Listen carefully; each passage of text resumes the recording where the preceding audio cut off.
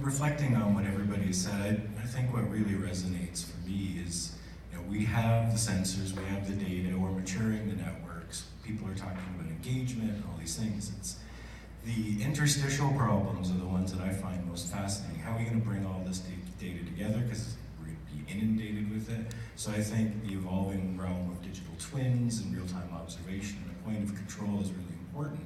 But more important, I think, is to start with your customers and work backwards. Like the whole realm of smart, from my point of view, whether it's in the context of a building or a hospital or in the context of cities, what are the new promises we want to make to the people that we serve? And if we start with them and we work backwards, then there's a whole chain of other stakeholders we can get aligned to buy into the journey with a more singular purpose.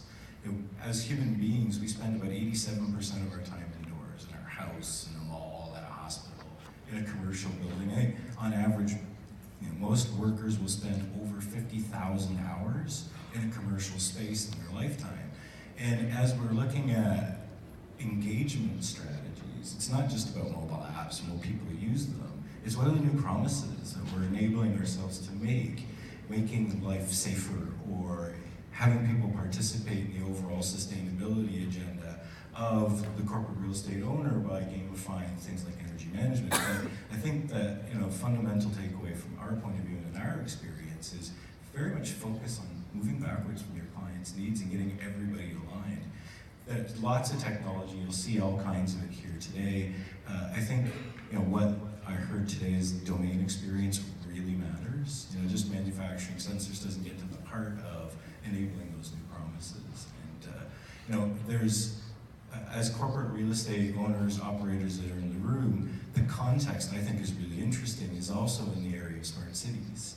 We've left the agenda to the municipal planners who are primarily interested in moving people around in the city. We're not actually focusing on how in-building tech and in-building data would actually make life a heck of a lot easier for first responders to know what am I going to find on the other side. And that comes full 360 from my point of view back to the new promises that should influence your mobile app designs and the kind of data and drive your data strategy and your privacy strategies and really align around a few use cases that go home and tell your mom about, hey, we're going to be able to do these new things, which means you're going to be safe in a severe weather event or with the ever-evolving Well, I world. think what I'm hearing too is that for 50, 75 years we've built real estate, you drive down those streets to get to it, to do something, right? And it's to go to a desk, go to a file cabinet, go buy something. Well, this whole digital thing has changed fundamentally all that. I go to Amazon now to shop online, to augment my retail experience.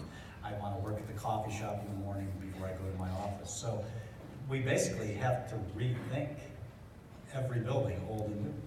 And does it need to be 1 million square feet? In Delmar should be 500,000 square feet in smart and interactive and engaging. I think that's really where we're at right now. Yeah, my final thought on it is that just think about a day in your own life. In the same day, you can be a parent, you can be